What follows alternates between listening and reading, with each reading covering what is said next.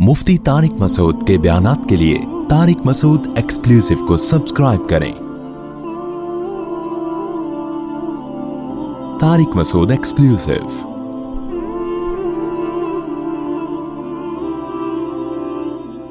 क़द ख़सिरल्लज़ीन कज़्ज़बू बिलिक़ाइल्लाह, तहक़ीक़ खसारे में चले गए वो लोग जो अल्लाह की आयत, अल्लाह की मुलाकात, लिक़ा मुलाकात को कहते हैं, उसका इनकार कर रहे हैं। तो जो लोग भी दुनिया में ये कहते हैं कि हम मिट्टी हो के मर के ख़त्म हो जाते हैं, अल्लाह फरमाते हैं ये बर्बाद हो रहे हैं, ये लोग यानी गोया के हो चुके हैं बर्बाद। वजह क्या है कि करोड़ों अरबों साल की एक ज़िंदगी आने वाली है, उस ज़िंदगी के लिए ये कैसे तैयारी करेगा जो उस ज़िंदगी को मानता ही नहीं है। यानी इसकी मिसाल ऐसे है जैसे किसी स्टूडेंट के पेपर होने वाले हैं और फ़ीस जमा करा चुका है और फेल होने पर उसका सारा कैरियर तबाह हो रहा है, लेकिन वो ये समझ रहा है कि मेरे पेपर होने वाले हैं ही नहीं, वो मुलतवी हो गए हैं या वो कैंसिल हो गए हैं। तो जब पेपर का टाइम आएगा तो उसकी क्या हालत होगी। तो अल्लाह फरमाते हैं तहक़ीक़ बर्बाद हो चुके हैं वो लोग जिन्होंने अल्लाह की मुलाकात का इनकार कर दिया। हालत क्या होगी इनकी, हत्ता इज़ा जाअतहुमुस्साअतु बग़ततन, यहाँ तक कि जब क़यामत आएगी, अचानक आएगी, तो क्या होगा, क़ालू, ये कहेंगे, या हसरतना अला मा फ़र्रतना फ़ीहा, हाय हम अफसोस है हमारी उस कोताही पर जो हम इस क़यामत के बारे में करते रहे। यानी हमने तो संजीदगी से इस पे गौर ही नहीं किया कि हो सकता है अल्लाह मर के दोबारा हमें ज़िंदा कर दे और ये जो पैगंबर की बातें हैं, मज़हब की बातें, हो सकता है ये सही हो। तो हमने इस बारे में तो कभी इस टॉपिक को हमने सीरियस लिया ही नहीं है।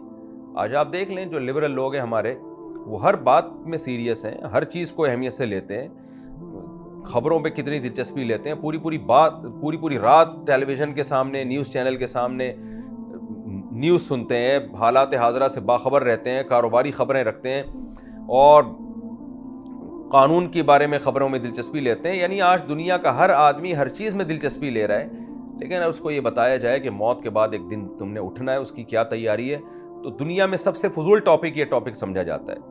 तो कुरान कह रहे हैं कि ये अभी तो दुनिया में सबसे फजूल टॉपिक समझा जा रहा है, लेकिन जब क़यामत बर्पा होगी तो ये कहेंगे हाय अफसोस है हमारी उस कोताही पर जो हम क़यामत के बारे में करते रहे।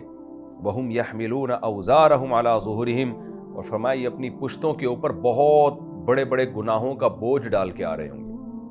अहादीस से ये बात साबित है कि आखिरत का जो अज़ाब है ना, ये दुनिया में हम जो अमल करते हैं ना, अल्लाह ने इसको एक ख़ास शक्ल देनी है क़यामत के दिन। जैसे तराजू होगा, फिर उसमें नेकियां ला के रखी जाएंगी, तो नेकी कोई मुजस्सम चीज़ होगी, वो ला के उसमें रखी जाएगी, उसका एक बाकायदा वेट होगा। गुनाह भी एक शक्ल का होगा, वो ला के बाकायदा रखा जाएगा।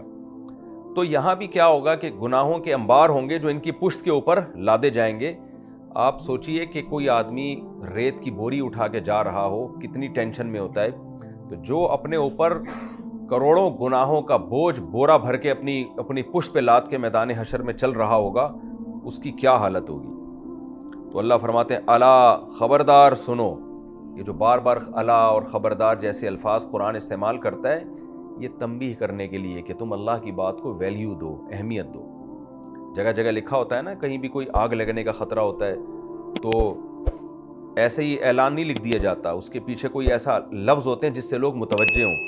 ख़बरदार का लफ्ज़, जैसे सिगरेट के डब्बे पे लिखा होता है ख़बरदार, सिगरेट नोशी सेहत के लिए मुज़िर है। तो कहीं भी आप जब किसी को तंबीह करना चाहते हैं तो ऐसे अल्फाज इस्तेमाल किए जाते हैं।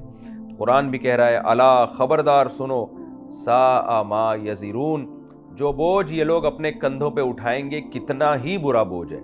ये सा और नेमा का लफ्ज़ जो है ये ताज्जुब के लिए इस्तेमाल होता है। नेमा अच्छी चीज़ में ताज्जुब के लिए, कि नेमा का माना क्या ही ज़बरदस्त होगी वो चीज़, और सा का माना क्या ही बुरी। तो अल्लाह को तो ताज्जुब नहीं होता, लेकिन अल्लाह हमसे हमारी ज़बान में बात करते हैं, हमारे अंदाज़ में बात करते हैं, हमारे लबो लहजे में बात करते हैं। गोया कि अल्लाह को भी ताज्जुब हो रहा है कि कितनी गंदी चीज़ है, कितने गंदे बोझ हैं जो इन्होंने अपने कमर पे उठाए हुए होंगे। इंसान अगर वज़न उठाता है तो अगर वो तिजारत के लिए वज़न उठाता है, कोई ऐसी चीज़ का वेट उठाता है जिसमें उसको फ़ायदा हो, लोग अपने घर का फर्नीचर और घर की मुख्तलिफ चीज़ें उठा के जा रहे होते हैं, तो वेट तो होता है, लेकिन एक खुशी भी होती है कि ये मेरे इस्तेमाल की चीज़ें हैं, तो वज़न उठा लेता है इंसान। लेकिन उसको पता है मैं अपनी जहन्नम का सामान उठा के जा रहा हूँ, तो अल्लाह फरमाते हैं सोचो कितना ही बुरा है वो वज़न जो इन्होंने उठाया होगा। गोया अल्लाह को भी ताज्जुब हो रहा है कि कितना बुरा वेट इन्होंने उठाया हुआ होगा, और उस वक्त गम से इनकी क्या हालत होगी। अब चूँकि ہم جب دنیا کی طرف دیکھتے ہیں تو ہمیں اللہ کی یہ ساری باتیں معاذ اللہ ایک لغو معلوم ہوتی ہیں. دنیا میں ہمیں زیب و زینت نظر آئے گی, رونق نظر آئے گی, یہاں بڑی لگژری لائف نظر آئے گی, عیاشی نظر آئے گی, اور مذہب آپ کو برائیوں سے روک رہا ہے. تو اللہ تعالیٰ انسان کی نفسیات جانتے ہیں. اللہ کو پتہ ہے کہ یہ دنیا کی حیات اور اس کی زیب و زینت اور اس کی رنگ رلیاں انسان کو اللہ کی باتیں سننے سے روکیں گی. تو اللہ نے ایک ضرب دنیا پہ لگائی اور دنیا کی ویلیو ختم کر دی, اور فرمایا کہ یہ جو تمہیں دنیا کی رنگینیاں نظر آ رہی ہیں تو خوب سمجھ لو, وَمَا الْحَيَاةُ الدُّنْيَا, یہ دنیا کچھ بھی نہیں ہے الا سوائے اس کے کہ لعب و لہو, کھیل اور لہو ہے. لہو یعنی ٹائم ویسٹ کرنے والی چیزیں جن کا حاصل کچھ بھی نہیں ہے. لعب تو العوبہ سے نکلا ہے, العوبہ کہتے ہیں یعنی العوبہ لعب سے نکلا ہے. العوبہ کھلونوں کو کہا جاتا ہے, الاعیب اس کی جمع آتی ہے جس سے بچے کھیلتے ہیں. تو کھیلنے کی چیز ہے, بچے کچھ دیر تفریح کے لیے ان کو کچھ پکڑا دیا جائے تو تھوڑا سا انجوائے کرتے ہیں, اس کے بعد وہی کھلونا اٹھا کے پھینکنا شروع کر دیتے ہیں, اس کا حاصل کچھ نہیں نکلتا. تھوڑی دیر کی تھوڑا سا انجوائے کر لیتے ہیں بس, اور کچھ بھی نہیں ہوتا. اور لہو کا معنی ہوتا ہے وہ کام جس کا نہ دنیا میں کوئی فائدہ نہ آخرت میں کوئی فائدہ, جس کا رزلٹ زیرو نکلنے والا ہے. آپ یوں اس کو تعبیر کر سکتے ہیں. تو ہر لعب لہو ہوتا ہے لیکن ہر لہو لعب نہیں ہوتا. یعنی ہر کھلونا بھی لہو ہی ہے کہ رزلٹ اس کا کچھ بھی نہیں ہے, لیکن ہر لہو وہ لعب نہیں ہے. بعض دفعہ وہ لعب بھی ہوتا ہے اور لعب کے علاوہ بھی بہت سی چیزیں ہوتی ہیں جو لہو میں داخل ہوتی ہیں. تو قرآن کا یہاں بھی انداز کیا ہے. قرآن یہ نہیں کہہ رہا کہ دنیاوی زندگی لعب اور لہو ہے, بلکہ قرآن کہہ رہا ہے کہ دنیاوی زندگی کچھ بھی نہیں ہے. یعنی پہلے نفی کر رہا ہے, اس کی کوئی حیثیت نہیں ہے سوائے اس کے کہ یہ لعب اور لہو کا دوسرا نام ہے. تو یہاں دنیاوی زندگی سے وہ حیات مراد ہے جس کے پیش نظر آخرت نہ ہو. یعنی دنیاوی زندگی کو قرآن کبھی اہمیت بھی دیتا ہے, قرآن کبھی اس کی ویلیو بھی بیان کرتا ہے, کیونکہ آپ آخرت اسی دنیا میں بنائیں گے. اگر آپ اس دنیا میں ترقی کرتے ہیں آخرت کے لیے تو یہ ترقی تو پھر لہو و لعب نہیں ہے. لیکن اگر آپ اس دنیا میں محنت کرتے ہیں دنیا برائے دنیا کے لیے, تو قرآن کہہ رہا ہے یہ کھلونا بھی ہے اور بیکار بھی ہے. کیوں؟ اس لیے کہ یہ ختم ہونے والی, فنا ہونے والی ہے. یہ ایک ایسا مشاہدہ ہے جو ہم دیکھتے ہیں, یہاں کوئی شخص کتنی ترقی کر لے, کتنے کمالات کر لے, بالآخر مر کے سب زیرو ہو جاتا ہے. تو ظاہر ہے جو کچھ اس نے دنیا میں کیا, جو پیسہ بنایا, جو اس نے عزت کمائی, تو اس سے اس کو خوشی ہوئی نا. تو ایسا ہی ہے جیسے بچے کو کھلونے سے خوشی ہوتی ہے. تو یہ ہے لعب. اور لہو کا مطلب یہ کہ رزلٹ اس کا زیرو. جب مر جائے گا تو سب ختم, ساری جو اس کی محنت تھی نا وہ دھڑام سے زیرو پہ آ کے ختم ہو جائے گی. ہاں یہاں اگر آپ نے محنت کی, اس لیے محنت کی کہ میں جو کچھ کر رہا ہوں یہ اپنے لیے اور اپنی قوم کے لیے کر رہا ہوں, یہاں میں اگر پیسہ بھی کما رہا ہوں, جیسے کہ حدیث میں آتا ہے کہ ایک شخص اگر پیسہ کماتا ہے, تجارت میں ہے, تاکہ وہ لوگوں کے سامنے بھیک نہ مانگے, تاکہ وہ صلہ رحمی کرے کہ میں خود بھی اچھا کھاؤں گا تو اللہ کی نعمت کی شکر کی توفیق ملے گی, اور میں لوگوں کو کھلاؤں گا تو کھلانے والا اللہ کو پسند ہے بنسبت مانگنے والے کے. حدیث میں آتا ہے اوپر والا ہاتھ نیچے والے ہاتھ سے بہتر ہے. تو یہاں اس کا مقصد اللہ کو راضی کرنا ہے, اور آخرت میں جب اللہ سے ملاقات ہو تو اللہ مجھ سے خوش ہوں. تو پھر یہاں یاد رکھیں دنیا کمانا صرف جائز نہیں ہے بلکہ یہ عبادت ہے, اور اس پر بہت ساری احادیث ہیں. آپ صلی اللہ علیہ وسلم نے فرمایا کہ جس نے درخت لگایا, قیامت تک لوگ, جب تک وہ درخت باقی ہے لوگ فائدہ اٹھائیں گے تو اس کو قبر میں ثواب ملے گا. اور ایماندار تاجر قیامت کے دن پیغمبروں کے ساتھ ہوگا. تو جس نے ایک انسان کی جان بچائی وہ ایسے جیسے ہزاروں انسانوں کی جان بچائی. تو جو میڈیکل سائنس میں ترقی کرے گا تاکہ لوگوں کی جانیں بچائی جا سکیں تو وہ پھر وہ لہو و لعب نہیں ہے, وہ تو شریعت میں مطلوب ہے. لیکن اگر آپ آخرت کو ہٹا دیتے ہیں تو آپ اللہ پہ ایمان نہیں رکھتے, تو پھر آپ بے شک انسانیت کی خدمت کے لیے بھی کر رہے ہوں. قرآن کہتا ہے کرامات ان اشتدت بہ الريح فی یوم عاصف, چونکہ تم نے آخرت کو سامنے نہیں رکھا, اللہ کی رضا کو سامنے نہیں رکھا, تو تم کچھ بھی کر کے جاؤ گے تمہارے مرنے کے بعد سب زیرو ہو جائے گا, زیرو ہو جائے گا. تو بے شک لوگ آپ کی تعریفیں کرتے رہیں لیکن ان تعریفوں کا آپ کی صحت پہ کوئی اثر نہیں پڑتا. میت کو کیا اس سے غرض کہ لوگ اس کے بعد اس کی تعریف کریں یا اس کی برائی کریں. آپ کہہ سکتے ہیں انسانیت تو اس سے فائدہ اٹھائے گی, لیکن انسانیت بھی ایک وقت تک فائدہ اٹھائے گی. ایک موت وہ ہے جو آپ کی موت ہے, اس میں آپ نے مر جانا ہے, اس وقت آپ کا کیا کرایا آپ کے حق میں باطل, اور ایک موت اس کائنات پہ بھی آنے والی ہے. تو انسان ترقی کر کے کتنی ہی بلندیوں پہ پہنچ جائے, قرآن ببانگ دہلی اعلان کر رہا ہے کہ میں ایک زلزلہ برپا کر کے اس پوری زمین کو برباد کر دوں گا، ملیا میٹ کر دوں گا میں، تو وہ موت انسانیت کی موت ہوگی. ایک انسان کی موت ہوتی ہے، ایک انسانیت کی موت ہوگی، تو دونوں موتیں آنے والی ہیں اور رزلٹ زیرو ہو جائے گا. تو اس لیے قرآن کہہ رہا ہے کہ یہ جو تم دنیا کو آخرت کو ہٹا کر جو تم دنیا میں پڑ گئے ہو، تو خوب سمجھ لو وَمَا الْحَيَاةُ الدُّنْيَا إِلَّا لَعِبٌ وَلَهْوٌ، یہ کھیل اور بیکاری کے سوا کچھ بھی نہیں ہے. وَلَلدَّارُ الْآخِرَةُ، ہاں جو آخرت ہے، خیرٌ، وہ بہتر ہے، دونوں لحاظ سے بہتر ہے. قرآن مجید میں سورہ طٰہٰ میں اللہ کا ارشاد ہے کہ آخرت کوانٹٹی کے اعتبار سے بھی بہتر اور کوالٹی کے اعتبار سے بھی بہتر. تو اس کوالٹی کیا ہے کہ وہ ہمیشہ رہے گی. علامہ مناوی رحمہ اللہ تعالیٰ ایک مشہور مفسر گزرے ہیں، محدث گزرے ہیں، وہ فرمایا کرتے تھے کہ اگر اللہ تعالیٰ آخرت میں ہمیں مٹی کے گھر دیتا اور مٹی کے برتن دیتا، وہ کچھ جنت نہ ہوتی جو اللہ نے بیان کی ہے، بلکہ ایسے ہی اللہ ہمیں ایک خیمہ بنا کے دے دیتا، لیکن بس یہ کہتا ہے اس میں ہمیشہ رہو گے، تو پھر بھی اس دنیا کے سونے چاندی کے محلات سے وہ بہتر ہوتی کیونکہ ہمیشہ رہتی. اور جب اللہ نے اس کو بنایا بھی یہاں سے اچھا ہے تو پھر سوچیں کہ وہ دنیا کے لحاظ سے کتنی بہتر ہوگی. تو آخرت بہتر ہے اس لحاظ سے کہ ہمیشہ ہے وہ، اور اس لحاظ سے بھی بہتر ہے کہ اس میں جو نعمتیں نیک لوگوں کو ملیں گی، جیسے کہ قرآن کہہ رہا ہے خیر للذین یتقون، وہ لوگ جو بچتے ہیں یعنی تقوی اختیار کرتے ہیں، گناہوں سے، برائیوں سے، ناجائز خواہشات پوری کرنے سے بچتے ہیں، ان لوگوں کے لیے آخرت اس دنیا سے کئی گنا بہتر ہے. تو اس لیے اس آخرت کو سامنے رکھ کر اس دنیا کو فوکس کیا کرو. اگر وہ آخرت کو سامنے رکھے بغیر آپ دنیا کے پیچھے پڑتے ہیں تو یہ اللہ و لائف کے علاوہ کچھ بھی نہیں ہے. افلا تعقلون، قرآن کہہ رہا تو کیا تم عقل سے کام نہیں لیتے. یعنی فا سے پہلے اکثر جملہ محذوف، اکثر کیا ہمیشہ ایک جملہ محذوف ہوتا ہے، یعنی اب بھی تم دنیا میں لگے رہو گے اور آخرت کا انکار کرو گے کہ اب بھی عقل سے کام نہیں لوگے.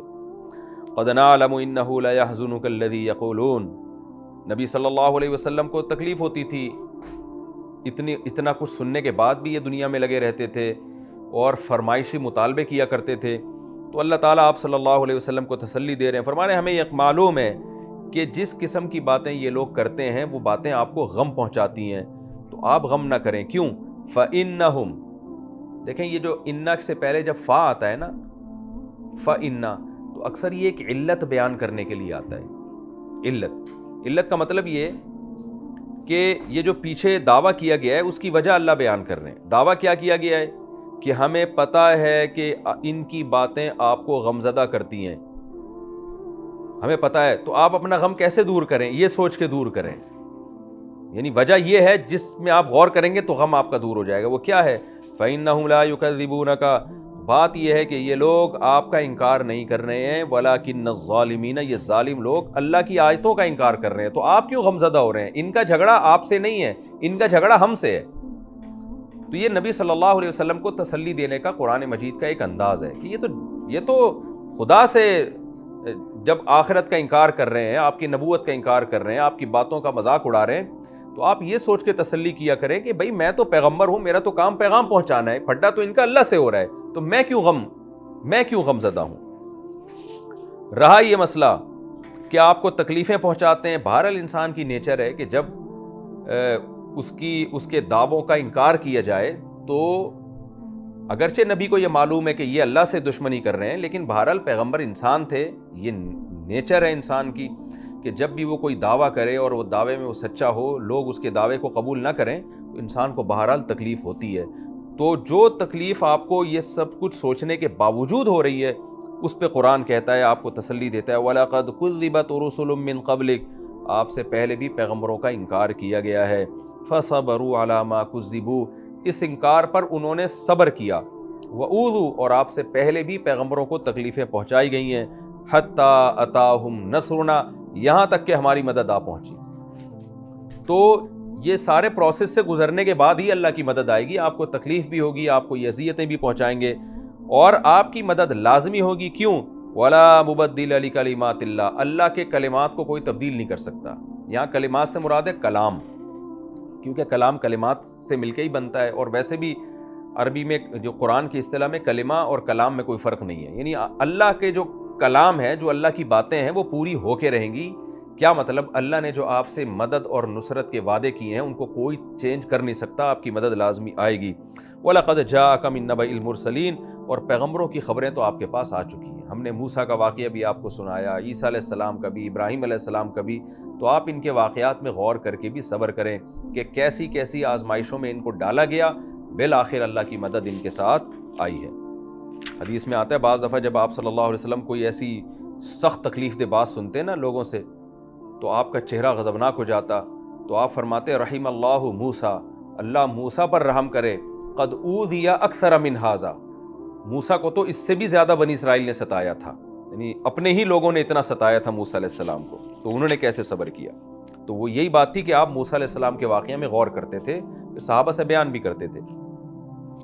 وَإِن كَانَ كَبُرَ عَلَيْكَ إِعْرَاضُهُمْ، تیسری تسلی، یعنی قرآن نبی کو تسلیاں دے رہا ہے نا۔ پہلا لفظ قرآن نے کیا استعمال کیا کہ بھائی ہمیں پتہ ہے کہ ان کی باتیں آپ کو رنجیدہ کرتی ہیں، تو ایک بات تو یہ سوچا کریں ان کی دشمنی آپ سے نہیں بلکہ اللہ سے ہے۔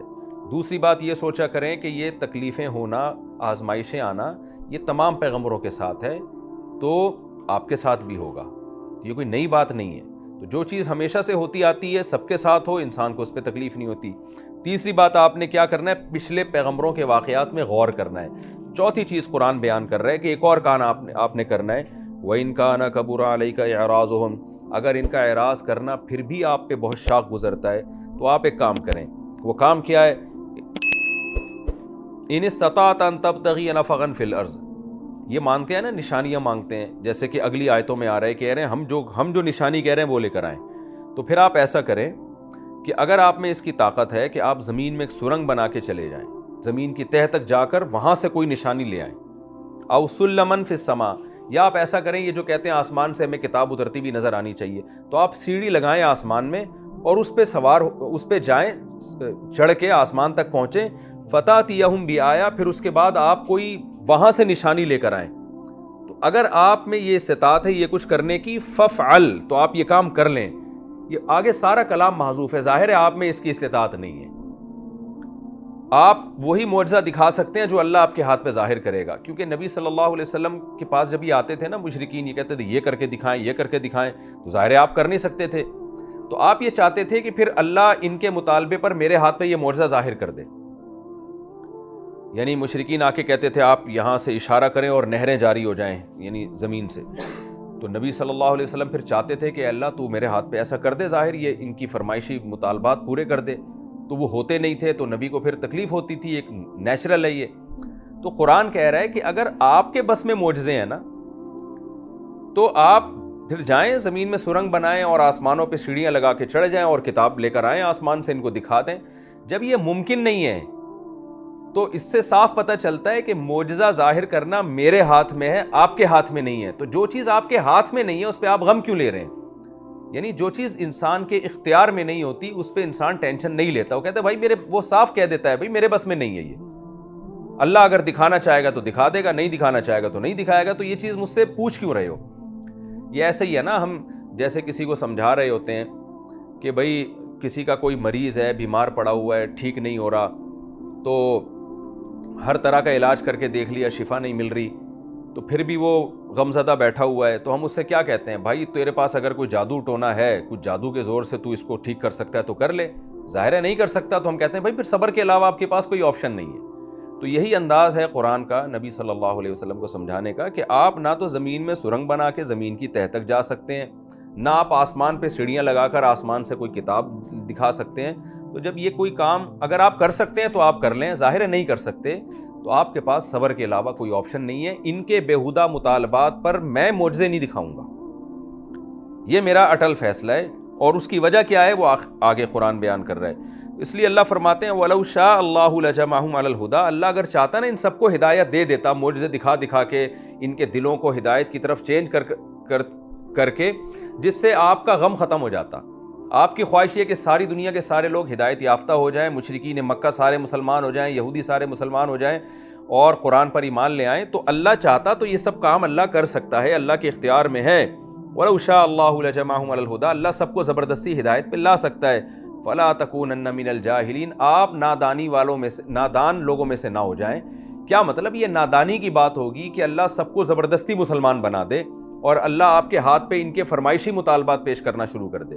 یہ نادانی کی بات ہوگی، کیونکہ اس میں پھر آزمائش ختم ہو جائے گی.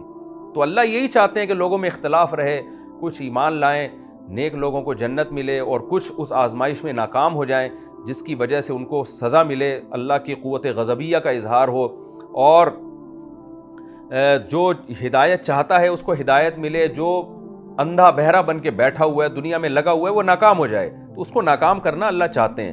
تو اے نبی، جب اللہ آپ کی اس خواہش کو پورا کر سکتا ہے کہ سب کو زبردستی ہدایت پہ لا سکتا ہے تاکہ آپ کا غم ختم ہو جائے، اس کے باوجود بھی نہیں لا رہا، تو پھر اس کا مطلب اللہ کی منشا یہی ہے کہ کچھ آپ کو مانیں گے، کچھ لوگ نہیں مانیں گے. تو جو اللہ کی منشا ہے آپ کو بھی اس پہ راضی ہونا چاہیے، یہ مطلب ہے. اس پہ آپ کا راضی نہ ہونا یہ نادانی کا کام ہے، تو آپ نادان لوگوں میں سے نہ ہو جائیں. آگے مسئلہ کہ یہ ہدایت میں کیوں نہیں آتے؟ اتنی زبردست دلائل ہیں قرآن کے، اتنی واضح نشانیاں ہیں، تو یہ ہدایت میں آتے کیوں نہیں ہیں؟ تو اس کا قرآن جواب دے رہا ہے، انما یستجیب الذین یسمعون، آپ کی پکار پر وہ لوگ لبیک کہیں گے جو سنتے ہیں. کیا مطلب؟ یہ محاورہ ہے، جو سننے والے لوگ ہیں انہی کو سمجھ میں آتا ہے، جو سنتے ہی نہیں ہیں. یہ نہیں کہ وہ بہرے تھے، یعنی حق بات سننے کی ان میں صلاحیت ہو، وہ لوگ آپ کی پکار پہ لبیک کہیں گے. والموتى یبعثهم اللہ ثم الیہ ترجعون، اور مردوں کو تو اللہ قیامت میں زندہ کرے گا اور وہ اسی کی طرف لوٹائے جائیں گے. اس آیت کی دو تفسیریں کی گئی ہیں. ایک تفسیر تو یہ کی گئی ہے کہ جو آپ کی بات سننا چاہیں گے وہ جواب دیں گے، آپ کی پکار پر لبیک کہیں گے، اور پھر قیامت میں اللہ مردوں کو زندہ کرے گا اور ایسے لوگوں کو اللہ قیامت میں اجر دے گا. اور جو آپ کی بات نہیں سننا چاہتے، اللہ تمام مردوں کو قیامت میں زندہ کرے گا، تو ایسے لوگوں کو اللہ خود ہی سزا دے دے گا. لہذا آپ کو اس پر پریشان ہونے کی ضرورت نہیں ہے، جزا و سزا آخرت میں اللہ خود ہی کر دے گا، کس کو کیا سزا دینی ہے، کیا اجر دینا ہے. دوسرا مطلب اس کا یہ مفہوم بنتا ہے کہ انما یستجیب الذین یسمعون، سنتے وہی لوگ جو سنتے ہیں وہی جواب دیتے ہیں، اور مردوں کو تو اللہ قیامت کے دن زندہ کرے گا. ان میں ابھی زندگی نہیں ہے، وہ نہیں سنتے، تو یہ بھی مردوں کی طرح ہیں. یعنی ہم عام زبان میں بھی اس طرح کے محاورہ استعمال کرتے ہیں نا کہ بھائی جو زندہ آدمی ہے وہ سنے گا، جو بہرا ہے وہ تو جب تک اپنا علاج نہیں کرے گا اس میں تو سننے کی صلاحیت ہی پیدا نہیں ہوگی. یوں ہم اس طرح لوگوں کو سمجھاتے ہیں بات، یہ عام محاوروں میں بھی اس طرح سمجھایا جاتا ہے. بھائی بہرے لوگوں کو تو علاج کی ضرورت ہوتی ہے، ان کے اندر جب تک کان ان کے بحال نہیں ہوں گے ان کو کہاں سنائی دے گا. تو اللہ گویا ان کو مردوں کے مقابلے میں ذکر کر رہے ہیں کہ جیسے مردے کے سامنے آپ کھڑے ہو کر اس کو ہدایت کی باتیں کرتے نا، اس کے کخ بھی سمجھ میں نہیں آئے گا، نہ وہ جواب دے گا آگے سے، وہ تو بیچارہ لیٹا رہے گا، اس کو دائیں کروٹ لٹائیں بائیں کروٹ لٹائیں. وہ تو جب قیامت میں اللہ اس میں زندگی دے گا اسی وقت اس کے ہوش و حواس صحیح سالم ہوں گے اور وہ چلے گا پھرے گا اور بات چیت کرے گا. تو اللہ فرماتے ہیں کہ یہ جو آپ کی بات سنے گا وہی آپ کی بات کا جواب وہی دے گا جس میں سننے کی صلاحیت ہے، اور مردے جو ہیں جن میں سننے کی صلاحیت نہیں ہوتی ان کو تو اللہ قیامت میں زندگی دے گا، پھر اللہ کی طرف لوٹائے جائیں گے. اس وقت تک مردوں سے امید نہیں لگائی جا سکتی کہ وہ آپ کی پکار پر لبیک کہیں گے. تو یہ بھی مردوں کی طرح ہیں، ان سے بھی یہ امیدیں نہ لگائیں کہ یہ آپ کی پکار پر لبیک کہیں گے، اور ایسی چیز میں آپ پریشان نہ ہوں. پھر آگے جن باتوں پہ نبی کو غم ہوتا تھا قرآن اس بات کا تذکرہ کرتا ہے. وقالو، یہ لوگ کہتے ہیں لولا نزل علیہ آیۃ من ربی، کہ نبی پر کوئی نشانی نازل کیوں نہیں ہوتی، یعنی وہ نشانی جس کا یہ مطالبہ کرتے ہیں. نشانیاں تو بہت نازل ہوئی تھیں جس کا قرآن نے بھی تذکرہ کیا، یعنی ان کے فرمائشی نشانیاں نازل کیوں نہیں ہوتی.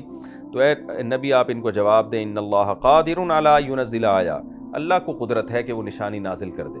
ولکن اکثرہم لا یعلمون، لیکن ان میں سے اکثر لوگ جانتے نہیں ہیں، یعنی انجام کو نہیں جانتے کہ جب فرمائشی نشانیاں نازل ہوتی ہیں تو اس کا انجام یہ ہوتا ہے کہ اس کے بعد تمہیں مہلت نہیں ملے گی. اگر تم ایمان نہیں لے کر آئے تو اللہ کا اٹل قانون ہے، اللہ تباہ و برباد کر دے گا. تو تمہاری ہی حکمت فائدہ ہے، مصلحت ہے، تمہیں سوچنے کا موقع ملا ہوا ہے. تو یہ اللہ کا ایک، جیسے قرآن میں دوسرے مقام پر بھی ہے کہ جب کوئی قوم کسی خاص قسم کا معجزہ مانگتی ہے پیغمبر سے اور پیغمبر وہ معجزہ دکھا دیتے ہیں تو حجت ایسی تمام ہو جاتی ہے کہ پھر غور و فکر کا راستہ بند ہو جاتا ہے.